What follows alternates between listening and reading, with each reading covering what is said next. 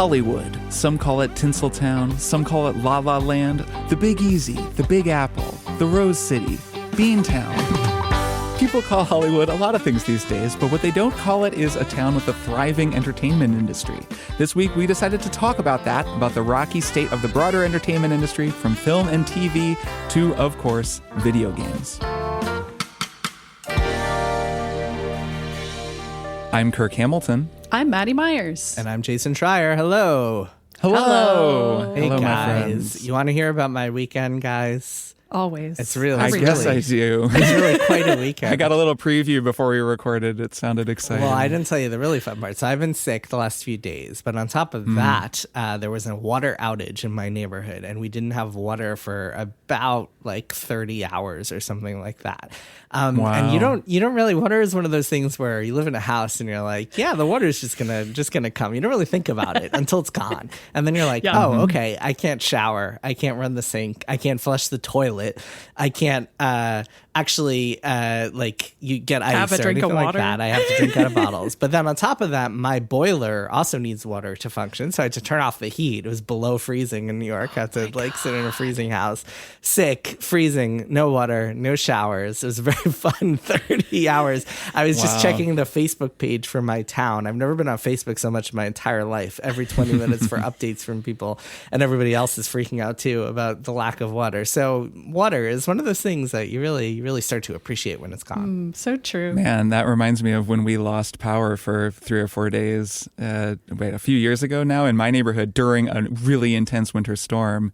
And just that feeling of, oh, I'm in a survival situation, kind of. Like I was in my comfortable house and now I'm worrying about, how to keep warm and I don't know, not asphyxiate with the wrong heater overnight. Like it is kind of shocking how quickly things can change. Yeah, it's kind of spooky. Makes you appreciate the comforts of modern life.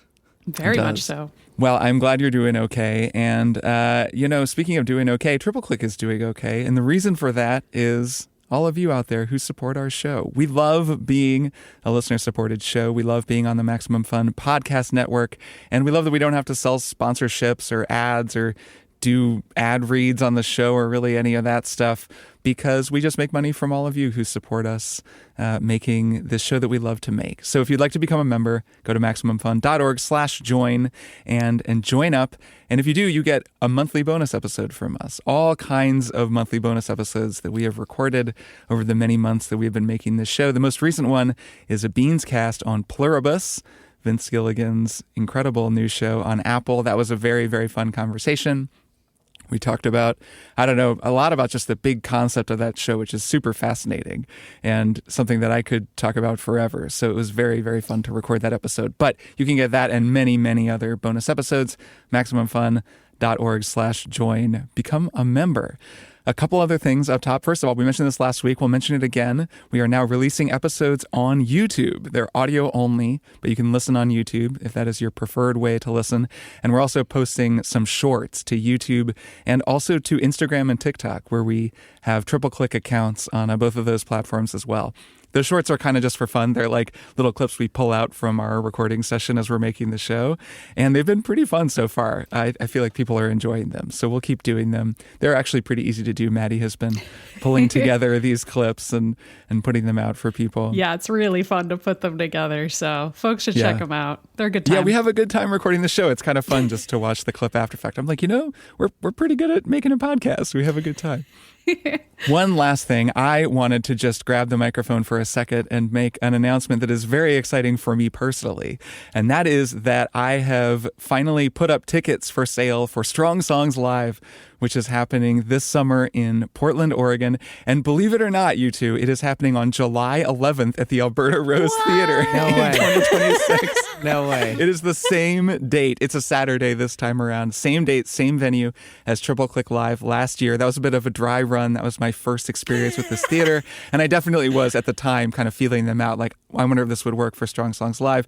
That show was so great, the Triple Click show, that I immediately was like, oh yeah, absolutely. And the venue were like, you were great. You guys guys were great. You can definitely come back. So I will be coming back. I'm going to have a whole band. It's like a large ensemble. I'm writing all this original music. We're going to do covers of strong songs that I've talked about on the show. It's going to be like a whole musical journey with many special guests. It's going to be so awesome. And tickets are now for wide sale after a pre-sale that I ran for a couple weeks.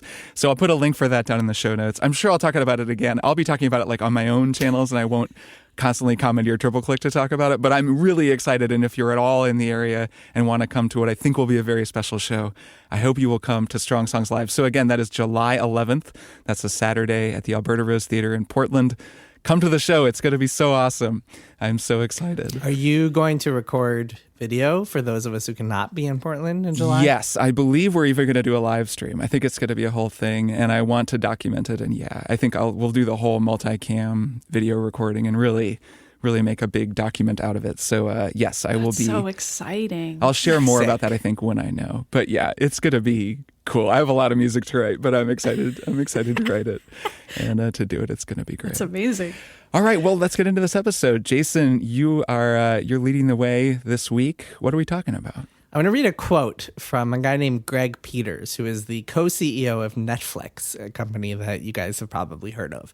This is from Bloomberg Screen Time event, which I was at in October. And Greg Peters said, quote, "This is the most competitive entertainment environment that has ever existed on the planet in the history of humankind, and it's getting more and more competitive. If you don't maintain a sense that you are constantly vulnerable, I think you will lose." That's what we're talking about today, how competitive the entertainment environment is. So a few months ago, just when I had come back from Screen Time, I actually put out a call on this show for those of our listeners who work in the entertainment business, because I had been hearing stories from Hollywood people, anecdotally, just kind of like through friends of friends and colleagues and friends, about how awful things have gotten. And I thought that was interesting, and I thought we should talk more about it. And so we got in a bunch of emails from listeners. We'll share a couple throughout this episode. And I wanted to talk a little bit about not just Hollywood, but also the kind of the parallels between what's going on in Hollywood and what's going on in the video game industry, and what that means for the entertainment world at large, and how it's the most competitive environment that has ever existed in the history of humankind. What is it again? If you're not feeling constantly vulnerable, then you will lose. Yeah. Jesus. Yeah. And this is the co-CEO of Netflix, remember? Yeah, right. Like the winner, right. the one of the big winners in all this game.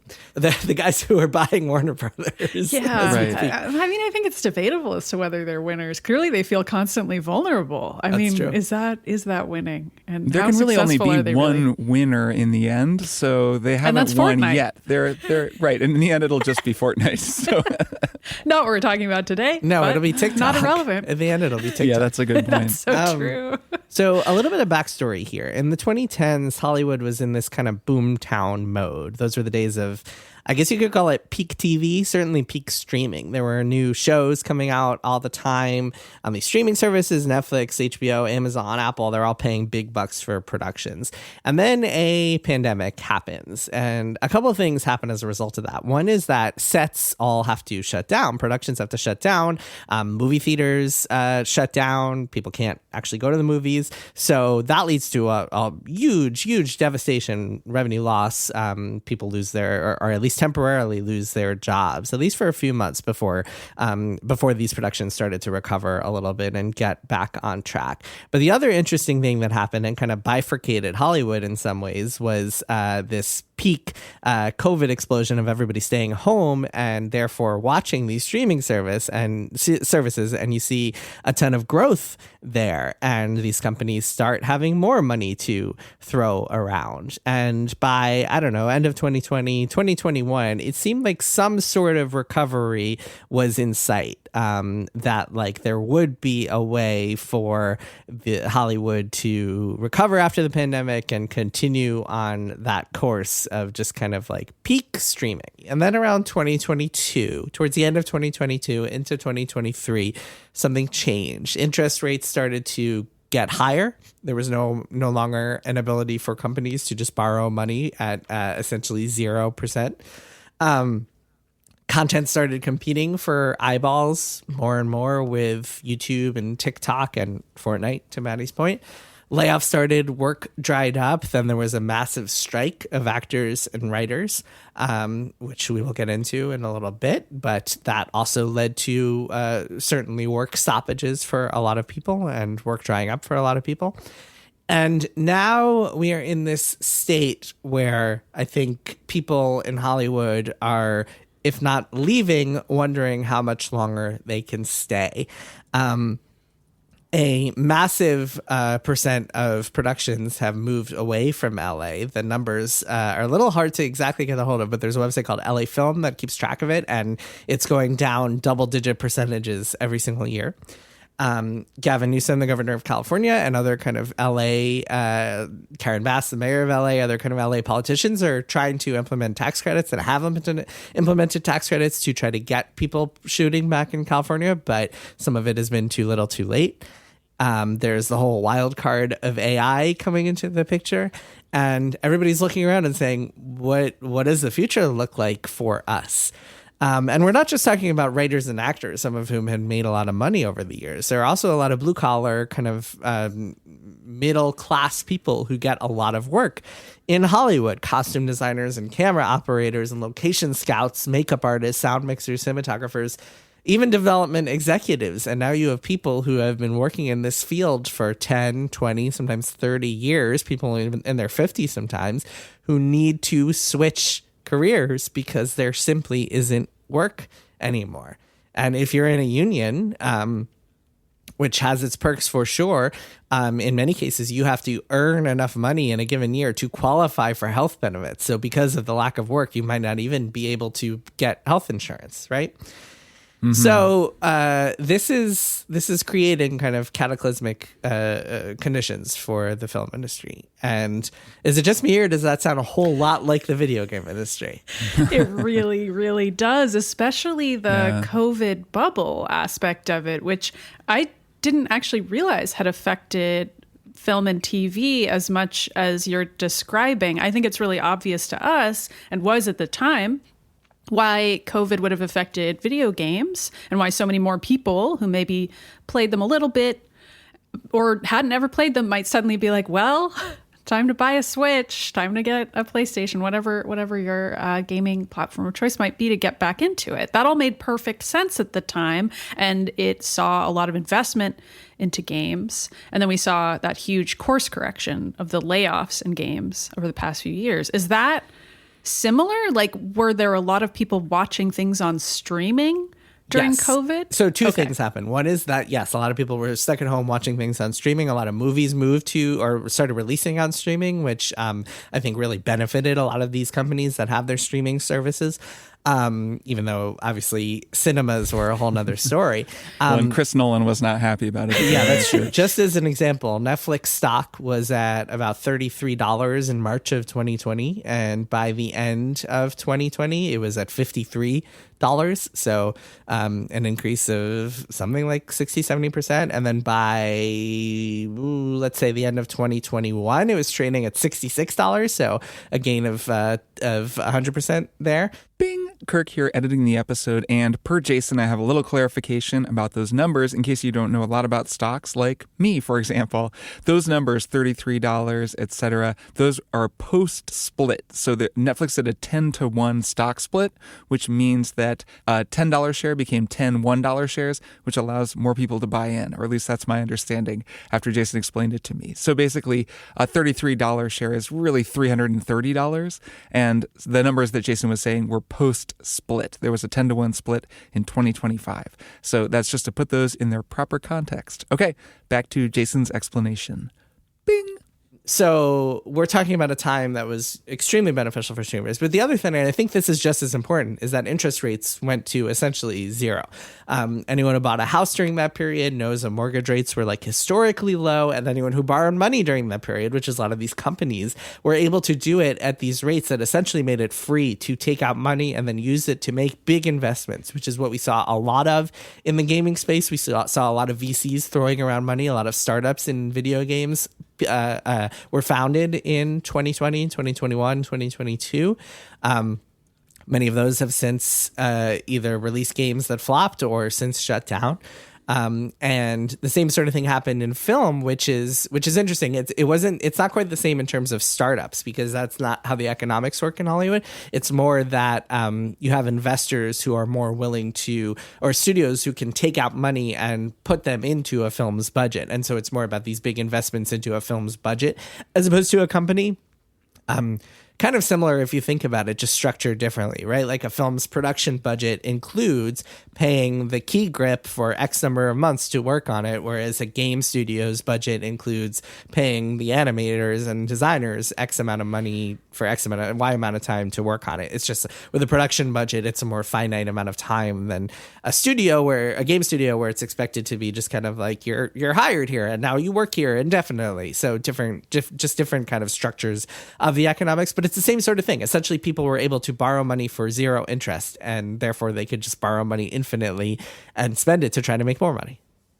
Did it seem like those new movies and shows were actually doing well? Like, was there kind of a similar problem where a lot of stuff was coming out, but people weren't actually engaging with it? I mean, I know we're going to get to this because the problem of there being too many games has got to start to be relevant to this question as well. Yeah, it does feel like it's so interesting because, like, with these streamers, they're so opaque about their data, then it's really hard to know, right? And a lot of times you'll hear stories. Part of the way that the economics changed when they moved to streaming is like, so a lot of times if you're an actor or a producer or writer, kind of like the top of the line on one of these films, you will have what's called points on the back end, which is like you will make a certain amount of money based on how the film does, how profitable it is.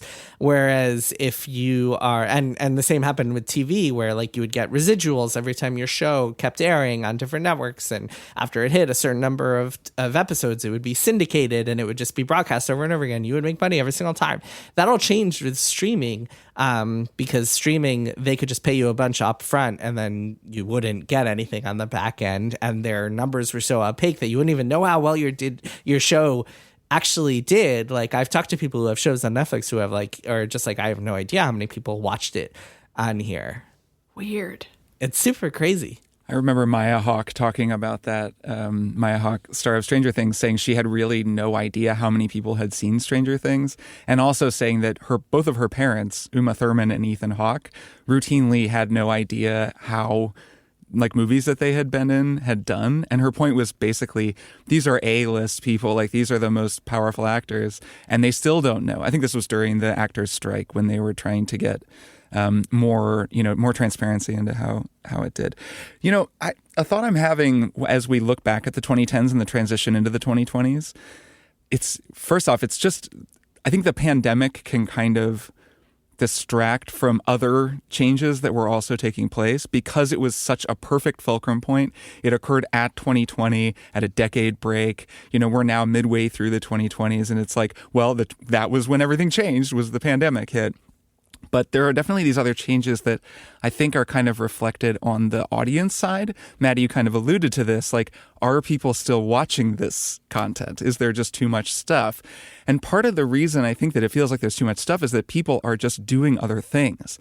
Most notably, so 2018 is when TikTok becomes rises in America and people start using TikTok.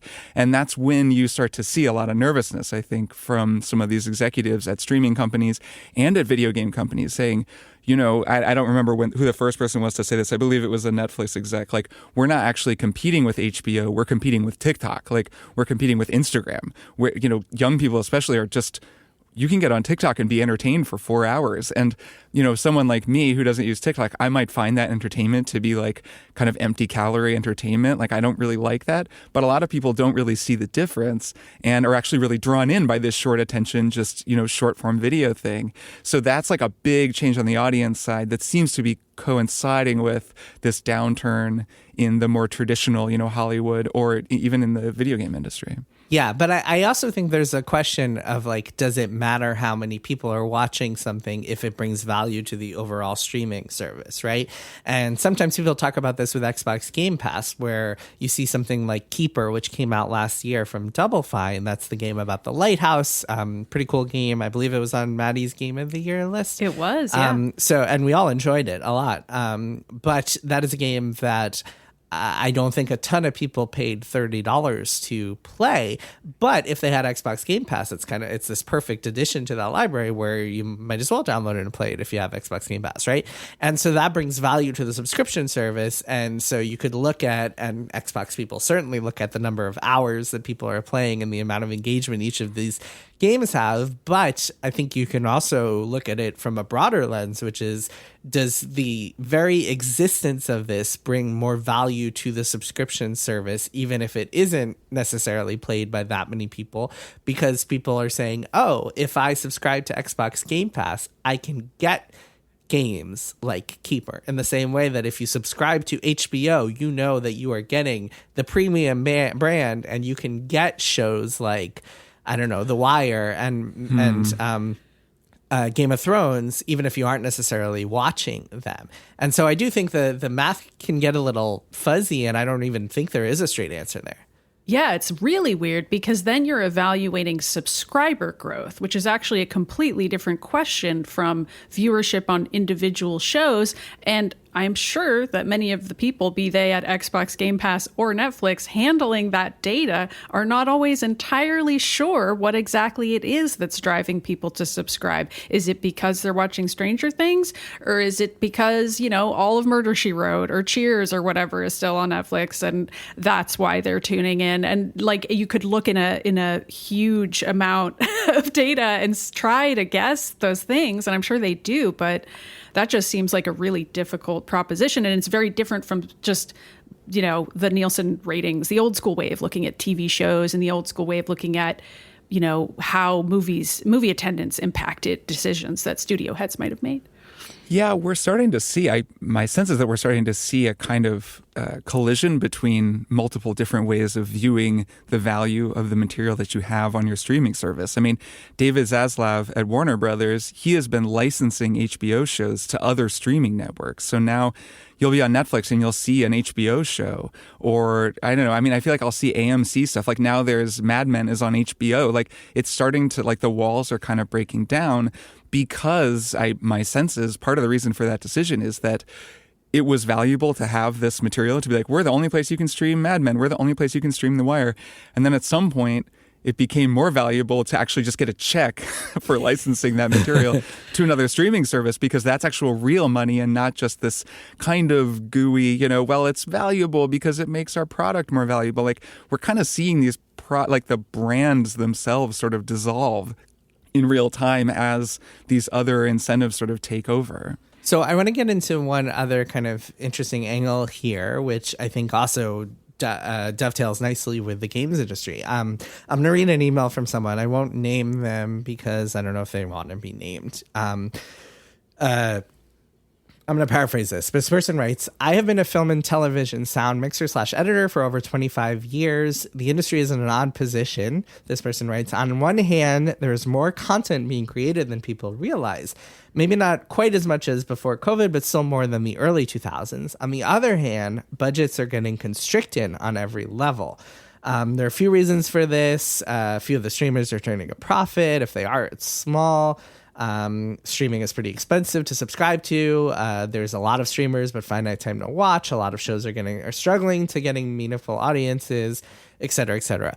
I think this is really interesting because this is also something that the video game industry is trying to reckon with as we speak, which is if your audience is not growing exponentially, like maybe it was a few years ago, if you're not seeing the kind of double-digit growth, whether it's subscription growth or revenue growth, whatever else, and your budgets are still growing exponentially, then you need to figure out how to cap the budgets, or else eventually you will just fall apart, right?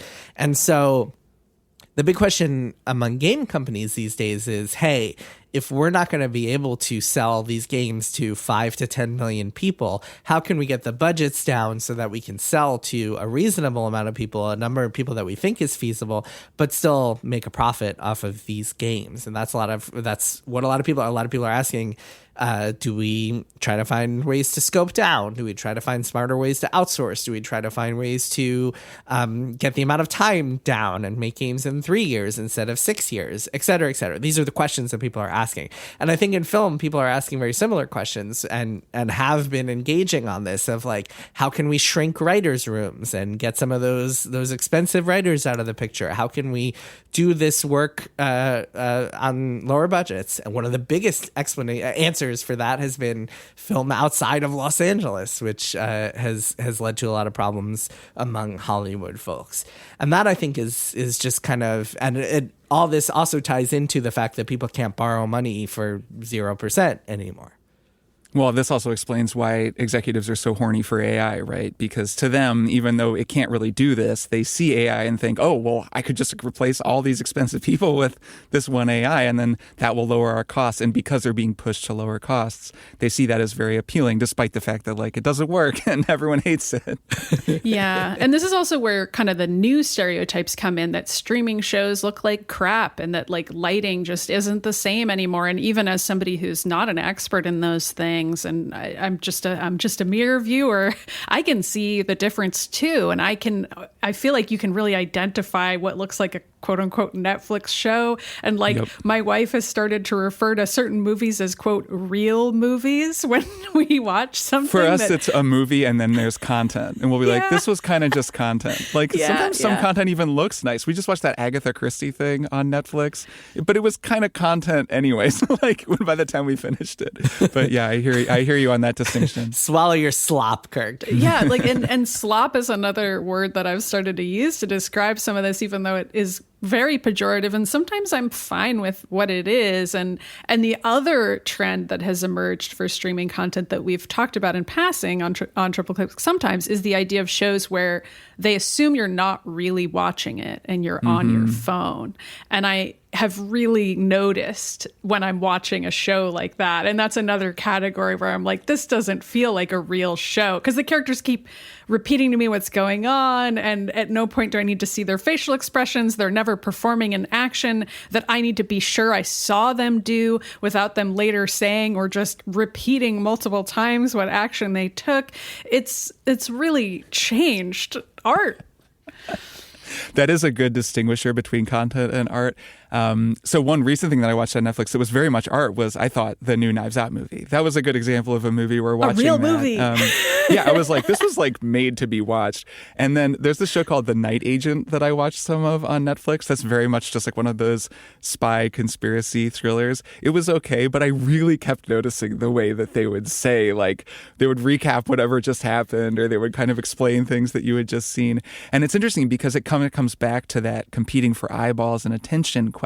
Like the question of attention in the last 15, 20 years is such an interesting one, and like a really complicated one. There are these great books about it. Chris Hayes's book is amazing. The Siren's Call. I just ordered that in my local bookstore. Oh, you're going to enjoy it. It's really, really good. I feel like all three of us should read it. Only being like media professionals in 2026, it's like a very thoughtful and interesting the paperback version comes out next week. Quick tangent, by the way. Local bookstores, they will tell you, hey, do you want to wait for the paperback version, which comes out next week? And I'll be like, sure, that sounds good. Thank you, local bookstores. Nice. Go buy books at your local bookstore. Yeah, geez. Speaking of content or content, speaking of art, that books are very much not content, right? They're like the opposite of content. Ideally. Speaking of art that requires attention, like we are so moving in this direction toward things that really you could just kind of, TikTok is the epitome of this now, but there will be something else. I don't know what, where we'll be like longing for the days where TikTok was it'll feel like high culture art compared to whatever comes even next. Shorter, even shorter. But just the way these things go. But I mean, a book, like we were just talking about books last week, like sitting with a book, that thing takes me, it takes me like a week to read a book sometimes, and it's something I have to just come back to again and again and again. It's a very different experience. So anyways, yes, support your local bookstores. But anyway, sorry, to return to the thought and finish the thought, basically like now it's thinking of this kind of content, this screen content as like second screen stuff that we can make, that you can have on while you're sitting with your spouse on the couch and you're on your phone, reading social media or whatever, and also watching it. Like, we're not going to be able, there are only so many hours in the day, I guess. Like, attention really is inelastic at a certain point. And video games, Hollywood, like, all of these different people making art are just up against the fact that they need to keep growing, and they can only expand so many different ways. Like HBO can only license so many shows to get money. Sony can only put so many games on PC, or like Microsoft can only go so cross-platform. Like they're looking for every possible way to make money, but in the end, you just need more people to watch than like maybe physically can engage with what you're putting out. Well, and there's also more of it, right? And so we're seeing that even today, as the person, the sound mixer who I just quoted from their email just pointed out, even today, there's still like just as much stuff, like still tons of stuff being made and released every single week. Most of it we've never heard of. There's tons of good stuff out there that probably the three of us would know. If you ever scroll through Apple TV, you'll find all these shows where you're just like, what even is this? Wow, this is like high budget. On Blank Check, they call those movies that don't exist, or TV shows that don't exist. I feel like actually that term has sort of spread beyond, and everyone just uses it now. Yeah, they call it that on Chasing Amy Adams too. It's entered the zeitgeist as a phrase. And I bet if you are not like an avid Triple Click listener and you're just kind of a casual video game fan, you might be like, wait, what? There was like an Outer Worlds 2 that came out last year. There was like all this, and you could probably have a similar experience where you're looking at all this game library and you're like, oh, this is high quality stuff that came out last year, and I had no idea, because there's so much of it. And we've moved away from this world of a monoculture where there's like a single show that everybody's talking about, whether it's the Seinfeld finale or even Game of Thrones might be the most recent example of this, because there hasn't been anything like that really since then. Maybe Stranger Things to some extent, not quite the same. How many people do you know are like out there being like, yeah, the Stranger Things finale? That's such a good point, and it's I think they're one of the a really great kind of era marker, like end of an epoch marker, is the end of the Avengers saga and Avengers Endgame, which was 2018, right? It's like the same year that TikTok lands in America. Pre-COVID. Pre-COVID, the first big Avengers saga ends. I think it was 2019, the same month or same. Oh, right. 18 was Infinity War. Well, the reason that's perfect is because it was the exact same time as Game of Thrones, the finale of Game of Thrones. Right.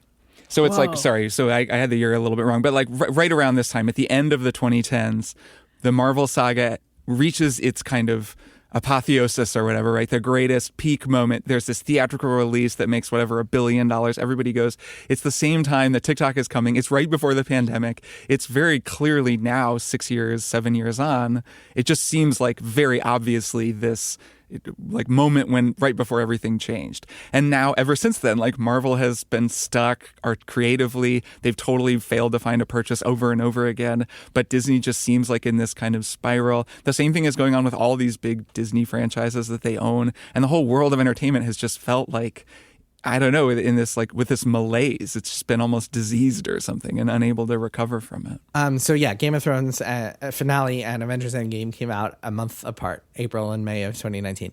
Wow. Yeah, I mean, I don't know if you can really tie the Disney and Marvel malaise to like the broader Hollywood issues. I think they have their own kind of creative issues that they're struggling with, and also the what's his name, Jonathan Majors issue. Oh, sure. Well, yeah, but I think that it's certainly a factor. Like, I would never say that it's entirely tied. It's just not a coincidence that all of these things, these monocultural events, all happened at the same time, right before the pandemic and before so many things changed. Right before the pandemic. The pandemic is the big thing. But so the point I was going to get at earlier as well is that with games, you're seeing this rise of just kind of or a lowering of gatekeepers, a lowering of barriers. It is easier than ever to make a game and release it on Steam, and it's much easier than that to make a game and release it on Roblox or Fortnite's built-in game editor thing.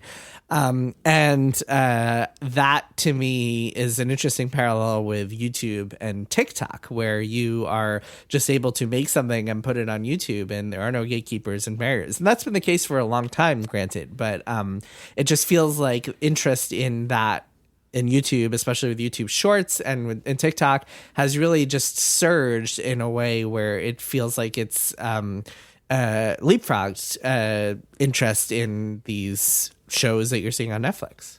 Man, some of this stuff the YouTube part of this is really interesting in particular. So as I've been, doing research about video podcasts and learning more about it, there's been a bunch of reporting about this. So just recently, for example, Netflix just bought a collection of Ringer podcasts. So if you're on Netflix now, you'll see ads for the Bill Simmons show, for example. And these are podcasts ostensibly like they were Ringer podcasts, but now they're just going to be on Netflix. I believe some of them will not even have an RSS feed, which to me at least means they're not podcasts. If you don't have an RSS feed. Podcast is named after iPod. We need to get back to how it used to be. Right. If you're not listening on an iPod, it's not a podcast. So, Kirk, I listen to the Bill Simmons podcast every week when he talks about football. And recently, like this football season, they've started mentioning like visual aids and being like, oh, it's like this. And it's so frustrating to listen to as an audio only listener. To your point, because you made that exact point in your Substack post about video versus audio, which I thought Beehive was really post. I left Substack behind. Sorry, your Beehive post. Yes. Your newsletter. Apologies. Yes. And so I think it feels like that kind of the rise of Roblox and other user-created content has happened in parallel with the rise of YouTube and TikTok. And taking that a step further, you look at the Roblox games like Grow a Garden and Steal a Brain Rot and its kin. They are much, much bigger, at least in terms of the number of people playing them, than anything on Steam or PlayStation, the traditional platformers, which to me seems like a very obvious parallel with like these TikToks that are reaching tens of millions of people that an HBO show never could. Yeah. Yes, I think that you like completed my thought. That was exactly where I was going with that. Yes, it's like so Netflix is trying to compete with YouTube because YouTube is, I think, the most watched video service in the world by far. Like, I think it is like just destroying the competition. Even in the TikTok era. And we think of, Netflix as competing with HBO, but clearly, I mean, YouTube is the actual top game in town. I've mentioned this before. I think this year I paid for the YouTube Premium subscription, which basically costs as much as a streaming service. And now using YouTube for me just feels like using Netflix because it doesn't have all the ads the way that it used to. And there's so much stuff on YouTube. And in addition to a lot of like actual, produced material, there's also all this user-made stuff and some really amazing stuff because, of course, the 2010s were also the period where people got really good at YouTube, and you can go on there and like watch professionally produced documentaries and comedy series and like storytelling and all this other stuff. So that, I think, feels very much to me like Roblox, where a Microsoft or a Sony or Ubisoft are trying to compete with Roblox, but what they're doing are so qualitatively different because Roblox has this huge advantage of like infinite user-generated materials, a lot of which is crap, but some of which is probably pretty cool, that it's just like, in terms of sheer volume, it's so hard to compete with that. I want to slip in an AI question here because I think that is the big wild card that nobody really knows how it's going to play out. In Hollywood, unlike in video games, in Hollywood, some of the companies, some of the big studios are actually already licensing deals where some of these AI platforms can use their brands and let people play around with their brands. Music industry is doing this too, for what it's worth. Yeah, we haven't yet seen that in games because there's no way to use AI to make a game. I doubt there ever will be, but in games we're seeing AI manifest in different ways. People are using it to help write code, to do research, to assist them with various things. We'll get into that. I'm sure we'll talk about that more this year. I'm planning on reporting on that more, certainly, about like how studios are actively using AI, because I think more of them are doing it than people realize, like right now as we speak, as just kind of like assisting tools, not necessarily to generate art or music or voice acting, although some of them are doing that, but just as research tools, assistance tools, productivity tools. A lot of people are using them. Anyway, these film studios are licensing AI and kind of like taking the check, to your point, Kirk, about that cross-platform thing. And I wonder if that is going to come back to bite them later, or if it's not going to matter because people just don't actually want to watch Donald Duck like run around with a sledgehammer just smashing things, or They don't want to watch, I don't know. Wait, is that an example of an AI generated? Yeah, Donald just Duck? like they don't. I guess that could be a fun Donald Duck. Because like he Because actually the would do animator that. could just draw Donald. I mean, Donald Duck does Donald like Duck, to do that's a that kind of. Sure, yeah, that's true. People don't want to watch, I don't know, Goofy. People don't want to watch Donald Duck hanging out with like Daffy Duck, unless they're watching Who Framed Roger Rabbit. People don't want to that- watch Luke Skywalker making out with Johnny Depp. Okay, I'm glad that we're getting there. I was like, we should be Well, talking yeah. about these characters fucking because that's what people are using AI Yeah. to do. That is what people are they're not making it. creating, but they also are creating a whole bunch of other stuff that is not necessarily like sexual or even offensive, although those things certainly make headlines. There's also just a lot of what we call slop, which is just like filler content, just nothingness. And I mean, I do engage with some short form video content just because I do think it's interesting to see what people are making on TikTok and Instagram. And I really eschew AI content on there because I just want to see what humans are making. But it's created this really fascinating phenomenon to me where sometimes a human will share something that they've made and like every comment will be like, is this AI? Is this AI? Because yeah. they can't tell anymore. And then I watched a creator do that for like this very elaborate cat train station that he had made for his cats. And it was clear to me that he had made it. But he made a whole follow-up video where he was like, I'm going to show you more about how I built the train station for my cats because so many people asked me if it was AI that I wanted to show you literally me building more of it so that you would believe me. It was just interesting. This is something that's also happening in larger scale productions. So I think like 2 or 3 days after the Stranger Things finale, Netflix released a documentary about the making of the Stranger Things finale. I think before Avatar, Fire and Ash hit theaters, Disney had already released a documentary because James Cameron is really outspoken about how they used real people to make this and this was not AI generated. And so they're like preemptively releasing documentaries to show their work in the same way as that follow-up post you described, Maddie, saying, no, I made this.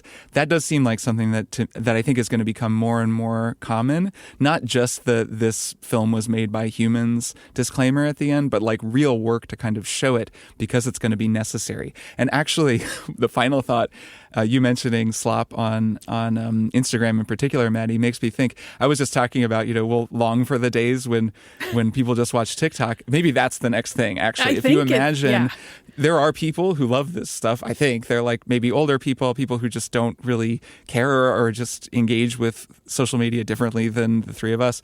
But there are totally people who will get on Instagram, and because Meta is so all in on AI slop, like it is just wild. Like if it seems as though if they could, they would just have a social media network that was nothing but AI.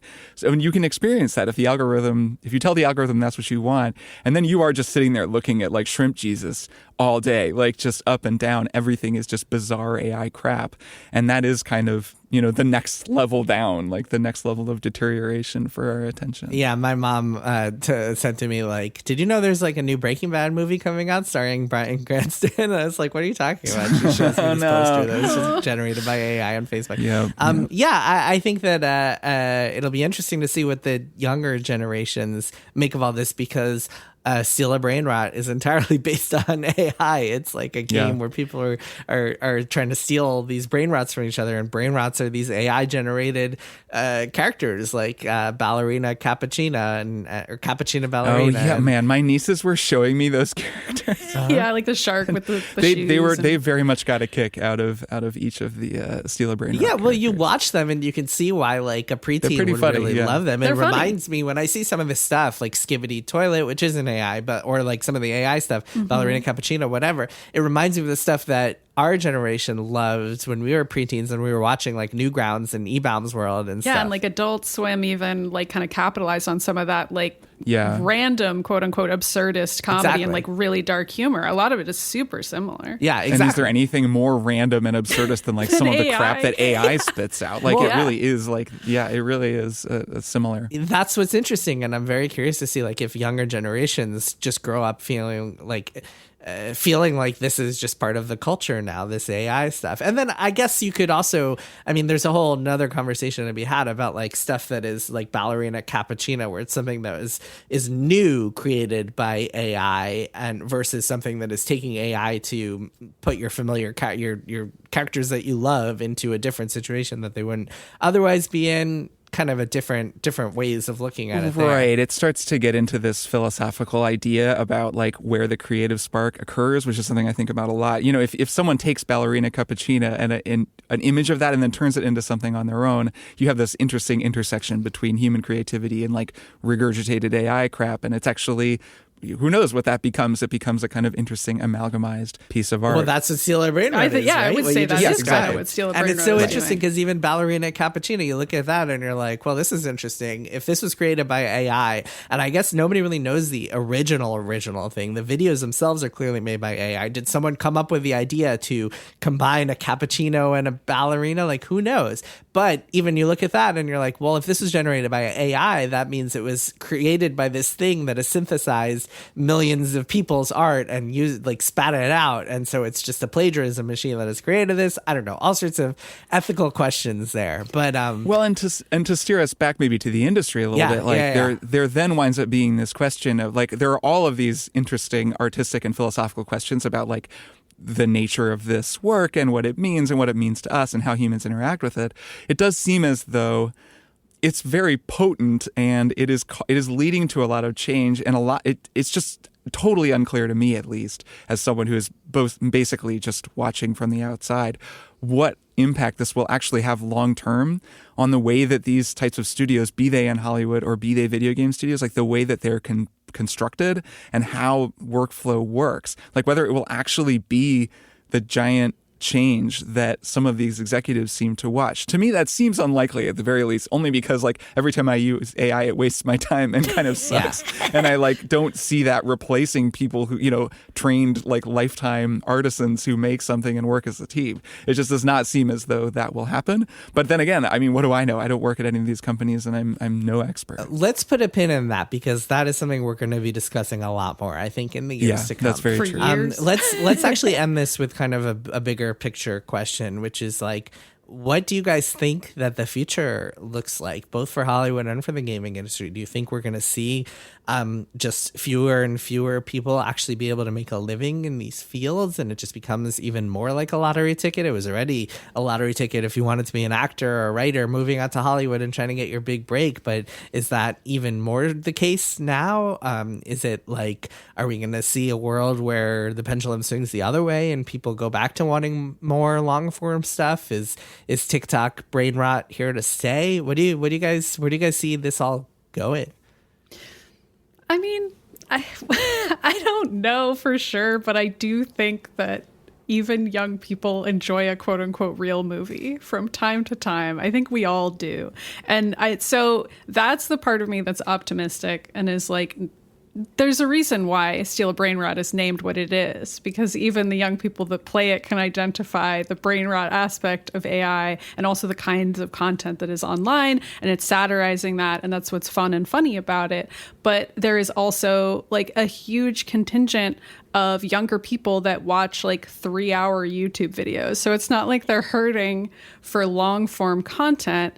It's just of a different kind. So I do think that it's going to continue to change and be probably significantly more splintered than it is now, and that it will just continue to be a total reversal of monoculture. If I had any certain prediction, it would be that we will just continue to have increasingly pocketed fandoms for micro-famous creators, and the hyper-specific things those creators and their fandoms are into will just continue to sprinkle out like beautiful snowflakes into the world.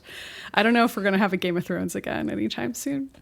Yeah, I wonder. It does seem like we're in a non-monocultural moment, but then again, nothing holds forever, right? Like, so at some point that may well change. And I think that the hunger among people to have a unifying, event or topic, that's a real thing. And I think people miss it already. And when there's a hunger for something, someone will figure out a way to satisfy that hunger. At the same time, my only real thought, Jason, relates to something you were saying about budgets a little while ago. And that is that that makes me feel somewhat hopeful to hear what sounds like an actual realistic understanding of the dynamics between budget and revenue. Just that people would think, okay, well, we are not making as much money from this stuff. We still want to make it. We just need to make it and we need to make it for cheaper. And then, if our revenue is lower, then we have to lower our budget until it's below, the target revenue. The problem in some ways was like all of this unsustainable growth and people, building their studios or their companies to these gigantic sizes, expecting infinite growth, when that was a silly thing to expect, and then of course led to a whole lot of pain and a lot of layoffs, and it continues to cause a lot of suffering. But I do think, like, just as someone who makes sustainable art and is constantly thinking about how I can keep my budget way below my revenue, because it's really just like my household revenue then, so I'm kind of like doing the budgets just for like my own bottom line. Looking at it that way, like I could see a larger company doing the same thing, and I think that's a good way to make things that you really want to make, and not have to make compromises in the art that you're making. Yeah, I mean, there's a school of thought in the games industry, at least. I don't know about film, because I think the economics are a little different there. But there's a school of thought in the games industry that the recent glut of layoffs that we've seen over the last 3 or 4 years, which is tens of thousands of people, is a correction to the norm. And that what happened was in 2020 and 2021, the industry got way bigger than it could possibly support. And now it is correcting to and getting itself to a more feasible area, which is horrible and ruins lives of people who got jobs and lost them, or people who were in the industry for decades and now can't find another job. It's just like destructive and poisonous and really, really awful. And all the executives involved have not seen repercussions, which is really interesting. Galling. Frustrating. And I think that if you're in that school of thought, you might say, well, now maybe we're at a certain point, we'll get back to the norm and the industry will be at a point where it can support itself. Who knows? I don't know. I don't know what that looks like. One thing I'll say, Kirk, to your point, and maybe this is a good note to end on, is that Tom Francis, who is he was the guy who made Gunpoint, He's Signature, and Tactical Breach Wizards, which we all loved and talked about a couple of years ago when that came out. He actually just ran a blog post a couple of weeks ago that we'll link in the show notes. It's called 15 Years of Indie Dev in 4 Bits of Advice. And number 1 is stay as small as you can. And he talks about it sucks and it sure would be nice if there were more jobs, but like we have been 3 full-time people for a very long time, and 3 full-time stable jobs is better than 10 jobs where you don't know where your money's going to come from in a year. And we what's the use of having more jobs if they're volatile? We've been able to stay successful by making games that are profitable and make more money. And one of the ways that we are able to do that is by staying at a sustainable level and not expanding to extreme degrees. And I mean, I think anyone who runs a company should read this blog post because it is full of sage advice. But really anyone out there at all should read this blog post because I think it's kind of illustrative of how you can actually run a company for 15 years and keep it going. And obviously they've had some luck along the way, but they're also in a position where they could survive even if one of their games isn't a humongous hit or anything like that. They're pursuing sustainability over exponential growth, which turns out that's the thing you can do. That's why we'll never add a 4th host to Triple Click. Yeah, well, that's why. We'll see. I don't know. Appa has really been auditioning has hard. been bringing That's it. true. It's That's true. true. She would. We would have to change the name to Quadruple Click. That would be. It's true. We'd have to talk more about yogurt and toys and kibble. Which I mean, we more than the amount we already talk about those things. Way Is that more. possible? She has a take though on why she doesn't like the Switch 2. That could answer that question from last week. So that's Finally, That's good. finally, we get a dog perspective something helpful on that. she can contribute. All right. Why don't we take a break and we'll be back with one more thing. Hello, I'm Sierra Cotto, host of TV Chef Fantasy League, and I'm here with Max Fun Member of the Month, Dan Kotnick, who has been a Maximum Fun member since 2023. Thank you very much. As the Max Fun Member of the Month, Dan, you'll be getting a $25 gift card to the Maximum Fun store. Cool. And you get a special Member of the Month bumper sticker. Yeah. This is a huge one. You get a parking spot at Max Fun headquarters, HQ, in Los Angeles, California. Sounds good. Is there anything else you'd like to add as Member of the Month? This is my opportunity to say thank you to everyone that is a part of Maximum Fun, because you guys have just created a media environment that clearly resonates with a lot of people. Being able to do that organically is really impressive, and I think that's the root of why I've been such a big supporter. And so I want to just thank you guys for committing to that goal. It's for members like you, Dan, and you specifically are Member of the Month for a reason. Thanks. Bye. Become a Max Fun member now at MaximumFun.org/join. You know, we've been doing My Brother, Me for 15 years. And maybe you stopped listening for a while, maybe you never listened. And you're probably assuming 3 white guys talking for 15 years. I know where this has ended up. But no, you would be wrong. We're as shocked as you are that we have not fallen into some sort of horrific scandal or just turned into a big crypto thing. Yeah, we don't even really know how crypto works. The only NFTs I'm into are naughty, funny things, which is what we talk about on My Brother, and Me. We serve it up every Monday for you if you're listening, and if not, we just leave it out back until it goes rotten. So check it out on Maximum Fun or wherever you get your podcasts. And we are back, and it's time for one more thing. Maddy, start us off. I thought this would be a fun one to do this week. I just watched 2001: A Space Odyssey for the first time ever. This is a wild movie from 1968. Nice. Have you two ever seen this movie? Uh-huh. Oh, yes. Did you feel yourself like suddenly understanding all the references and other things you've seen? I did, but I also was amazed by how indulgent this movie is. And I don't mean that to sound insulting in any way. It truly felt completely impossible for 2001 to be made today in any way. Yeah. It is like the artistic opposite of TikTok in every respect. It is like, what if we should put that on the box for the reissue? that's my the artistic opposite of TikTok. Maddy Myers. If they reprint it, Stanley Kubrick's estate or whatever decides to reprint it, they can put that on the box.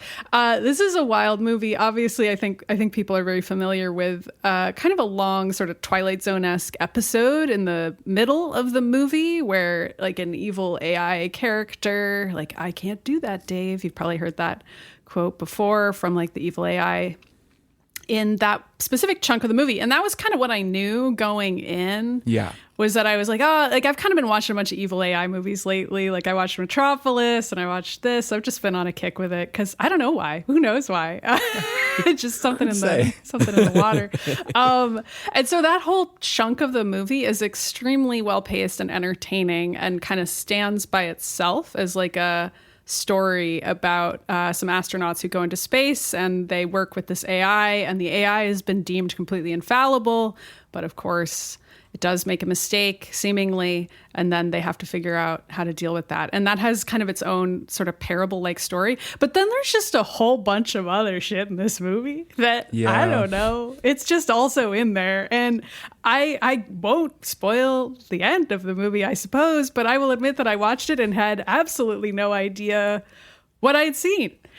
And then had to Google some articles about it and read several articles and was like, all right, I guess that was what that was. Yeah, it's one of those endings where you're like, maybe I missed something and I'm just not smart enough. And then for me, at least, I thought about it and I was like, no, I don't think it was me. I think it was the children who are wrong. I think that the ending of that movie is just kind of like an anticlimax that's weird. It's super whack. It was definitely a movie where I was like, I maybe should have taken an edible before this part. I didn't. I was real sober watching it. So I don't know. That's another way you could choose to experience it if you don't enjoy being sober. But yeah, I don't even know if I recommend it or not. I'm really glad I finally saw it. I'll say that. I do like that I have seen it, but it was extremely long.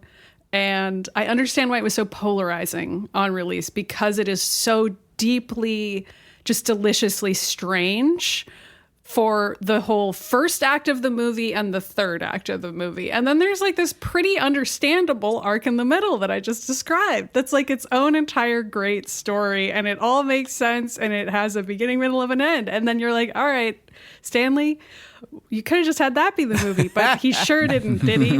That's why anyway. people remember from it, because it was the most coherent. Although people also remember the opening is very distinct. Sure. With it that is. music playing. Dun, dun, Also, dun. Sprach Zarathustra. It is, although that opening lasts so long. So much longer than you could ever possibly imagine. Anyway, you basically remember it as the that one sequence from the music, Right. and then that's it. Yeah, you Like, kind of nothing else remember like, happens. okay, there's the mysterious obelisk and like Right. all the ape creatures are like sort of mysteriously compelled by it. But imagine if that was like 16 hours long. That's how it felt to me emotionally watching it. I think it's only like 45 minutes.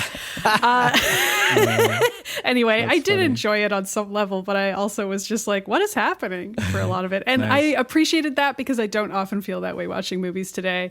So my main takeaway was, hey, you couldn't make it now. 2001. Nice. You think you're going to watch some more Kubrick? Have you seen some of his other classics? I think I might. I don't know. I like watching famous things that I've never seen before, and as you both know, so who knows what's next for me. I'll probably talk about it on the pod though, whatever it is. Nice. Kirk, what's your one more thing? One more thing is a video game that I am totally in love with. That is so freaking good. Yet another indie game that came out in December that if I had played it in time for Games of the Year, it really might have made my list. That game is Rhythm Doctor. This game rules so hard. It is incredibly my jam. I knew about it. I had known about it for a little while and just sort of put off starting it up. And the minute I started playing it, I was like, oh my God, I love this. So this is one of a couple of tributes to Rhythm Heaven, the famous Nintendo series, which I think we're getting a new one this year, which is really wild. So there's indie, tributes to Rhythm Heaven, and now there is actually a Rhythm Heaven coming out. So there are a bunch of these games in the atmosphere right now. Apparently the world needed this type of game. Rhythm Doctor is a single button music game. So you press one button. You only tap a button. For me, actually, I wound up finding the best way to play it was on Steam Deck, tapping the screen. So I'm kind of drumming on the screen of my Steam Deck and hoping that I don't get too excited by the music and like hit it so hard that, it becomes like a discolored and suddenly like the screen Crack is your ruined. screen. Yeah, which has not happened yet, but might because it's pretty banging and I get pretty into it. The plot of this game is actually sort of a big part of the charm. So if you've played like a Rhythm Heaven game before, it's a series of sort of songs where you have to kind of keep time. And in Rhythm Heaven, it's like a bunch of mini games. You're like chopping wood or you're making dinner or you're frying fish or whatever. And it's always some really silly little animation. And then you have to like do the thing, whatever it is, the activity in time with the music. And the music is always really groovy and fun. And then it throws curveballs at you and adds like new rhythmic mechanics. And you're constantly just adjusting. It's kind of like WarioWare or something. Like it has that same feeling of like a million little mini games. This Rhythm Doctor is similar, but it has a little bit more of a coherent narrative. And the narrative is actually a big part of what I love about it. So the plot of this game is it looks kind of like Stardew Valley type visual, like, that stylized, maybe 16-bit. Look, you are part of a new program at a hospital where they have started bringing in remote workers who can work a sort of defibrillation device remotely to like help people's heartbeats to cure them of various things that might be ailing them. Your character is known as Dr. Finger. Now, at no point does anyone point out that Dr. Finger is kind of a creepy name for a doctor. You're just an intern and your seat is a purely benevolent force, but you are Dr. Finger and you manifest on screen as, it's hard to describe it, it's a finger over a button with a very, very long arm that's like reaching from off screen and then it just like taps the button in time. And so the way that this starts out is like you've got your first patient is a guy with an irregular heartbeat and you need to hit every seventh beat. And the developer of this game is actually called Seventh Beat Games. And this game has actually been in development for a long time. It was like an IGF finalist in 2014, I think. I think it was in early access and it finally came out. So it's been around, it's been in the ether. And it's one guy, I think mainly, it was his idea. And then it's a group of people who worked on it. And so this is like the end of a long road that it finally came out. So you're like helping a guy with his heart and you have to basically it'll tell you the seventh beat, which doesn't exactly mean what it sounds like. It just gives you like, it's basically on 4. It's like 1, 2, 3, 4, 5, 6, 7. 1, 2, 3, 4, 5, 6, 7. So it's doom, doom, chat, doom, doom, doom, gat. And you're kind of just doing that. And so you start and you're like, okay, I get it. And then the song starts. And then it starts kind of, I guess it tries to like misdirect you. It'll be like, do God, like it'll give you a different kind of setup. So you just have to keep the pulse going in your head. This is a game that I'm like naturally pretty good at just because I am a drummer, I'm a musician. Like if you are a musician at all, I think you'll really love this game because I've found as it gets harder, it's super fun to try to keep the beat because sometimes you're just doing a backbeat, but it's screwing with you so much. Like it's redirecting and doing polyrhythms and like really trying to make you jump the gun, and then it doesn't. And then of course, as you play, you know, that's the first guy, but soon you've like got like a person who has like triplets in their heart. So it'll be like triplet and you're like and you're doing triplets, and then you have to go between triplets and like, you know, 16th notes, and so you're kind of having to like really quickly metrically modulate. And then when the game gets truly crazy, you'll be in one person's hospital room and you'll be helping their heart, and then suddenly someone else that you previously treated will start having a problem and they'll come in too. So you'll have these two characters kind of depicted on the screen as like in their hospital beds, and their two heart rates are going in parallel, but the rhythms are different. So you're layering sometimes really complex polyrhythms. Like there'll be like one is in 7 and one is in 4, and it's like displacing. And there are times where the first time through I'm like like when I see like, you know, a 3-part kind of rhythm comes to me, I'm like, I'm not gonna get this.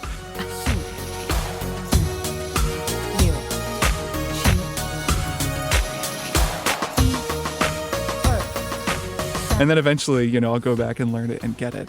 So rhythmically and like musically, it's super fun. There are times where it kind of confounds me because as a musician, I think of rhythm a certain way. Like I learned how to read rhythm, and like I think of subdivision one way, where the game is like using a much more kind of loosey-goosey and kind of organic way of communicating rhythm. And sometimes I just have to look at the screen and like tap when I see that it needs me to tap.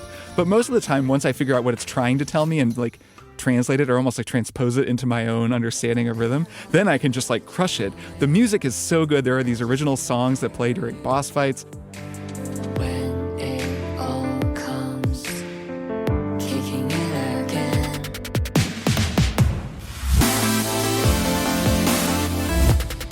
They're really catchy. And like I said, the narrative sneaks up on you. And then over time, it becomes kind of the story of a hospital that's like overworked and understaffed, where they're trying to like fill in for the nurses and doctors that they need by hiring this like new technology and trying unsafe experiments on their patients. And like the administration of the hospital are kind of corrupt, or they don't have everyone's best interest at heart. And you go inside the hearts of the nurses and the doctors as they try to like deal with the stress of the job. And it's funny because like The Pit is back for season 2, and I've been watching that show, and that show is also about this and is really good. And it was so cool to be playing this game that had this unexpectedly kind of timely and relevant story about an actual healthcare crisis. Even though it's this very cartoony and silly game, it really winds up being pretty lovely a lot of the time. Like there are these love stories that are playing out over the course of a couple of days in the hospital as different patients fall in love with one another. It's like got a really great story, and that's actually a big part of what I love about it. No more tries, no more nights will keep me away from you. I finally found the key to set me free.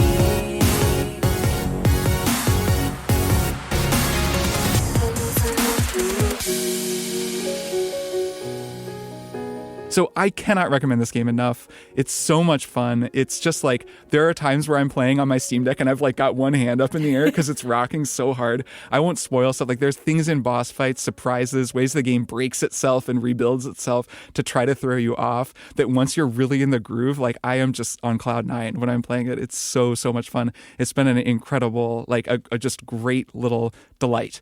And I can't recommend it enough. So that's Rhythm Doctor. It's on Steam. I played it on Steam Deck. And I just loved it. It sounds great. So, Kirk, are you saying that all of the patients in this hospital have a fever and the only prescription is more cowbell? Honestly, yes. That's really the truth of it. I could have just said that.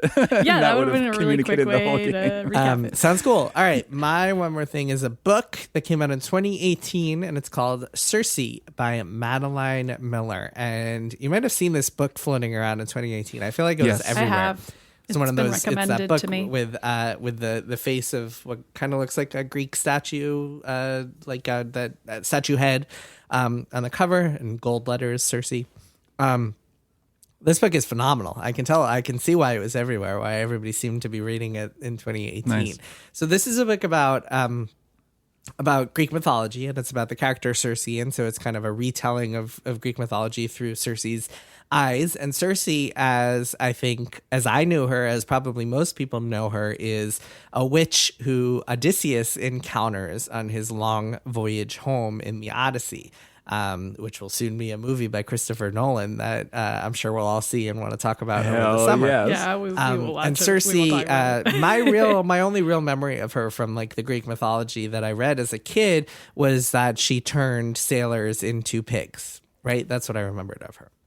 This book is 380 pages recontextualizing her entire story. It starts off with her as a young demigod, and her childhood and growing up and her siblings and her parents. And we follow her entire life. Why she wound up on this island where Odysseus lands, her various encounters with all sorts of other creatures and gods and figures in Greek mythology, her encounters with Odysseus, of course, and much, much more. And it is a phenomenal book because it manages to fit in so much of this Greek mythology and tell it in such a lovely way that it's just like constantly propulsive and compelling to read about. A lot of these stories you might find familiar if you know anything about Greek mythology, but it's still just like really fun to read about them in this new way and from this interesting perspective. Because Circe is not a character that you probably have thought much about. She's not Zeus or Poseidon or Hades or any of the other characters who often get their due in Greek mythology. She's just kind of like, oh, that witch who turned dudes into pigs. Like, what else do you have to know about her? But reading this book, it's kind of like, oh, okay, this is why she is who she is. These are the choices she made. These are the mistakes that she's made. These are the things that haunt her. I'm not 100% sure how much of the story is Madeline Miller's invention versus how much is part of Greek mythology, but that's part of the fun because sometimes you'll look something up on Wikipedia or something and it'll be like, oh, yes, this is actually part of Greek mythology that's thousands and thousands of years old.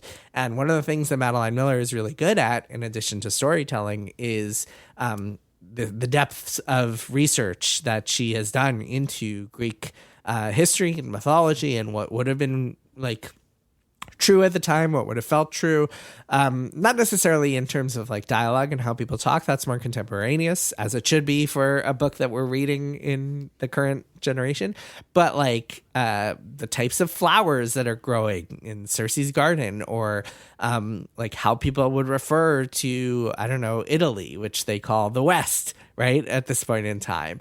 And all sorts of other stuff like that. It's really, really fascinating and digs into, like, you'll come away from this book just like knowing the names of some gods that you never knew before and knowing parts of Greek mythology that you just had no idea about, which I thought was really cool.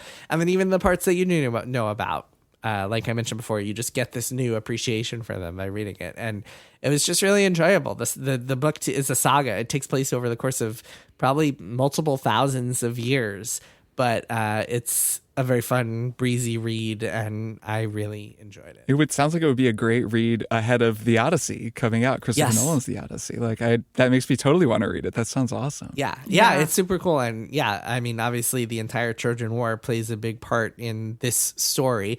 A lot of it because you're seeing the entire book through Circe's perspective. Sometimes you'll get stories told by other people who would come and like visit her on her island and then regale with her some story about something or another. Madeline Miller has also written a book called Song of Achilles, which I think is even more about the Trojan War. But yes, in terms of Odysseus's journey, a lot of that is captured in this book. Yeah, probably, unless you don't know anything about it and just want to be totally surprised when you see the film. But yeah, I really enjoyed the book. I highly recommend it.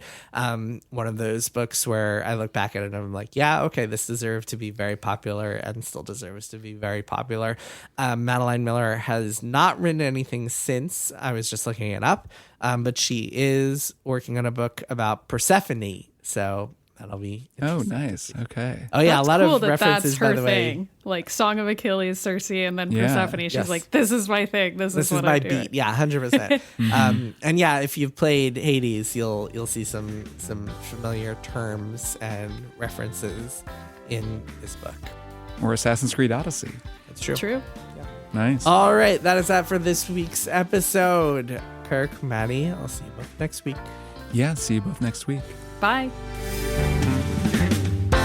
Triple Click is produced by Jason Schreier, Maddie Myers, and me, Kirk Hamilton. I edit and mix the show and also wrote our theme music. Our show art is by Tom DJ. Some of the games and products we talked about on this episode may have been sent to us for free for review consideration. You can find a link to our ethics policy in the show notes. Triple Click is a proud member of the Maximum Fun Podcast Network, and if you like our show, we hope you'll consider supporting us by becoming a member at MaximumFun.org/join. Email us at tripleclick@MaximumFun.org and find links to our merch store and our Discord server in the show notes. Thanks for listening. See you next time.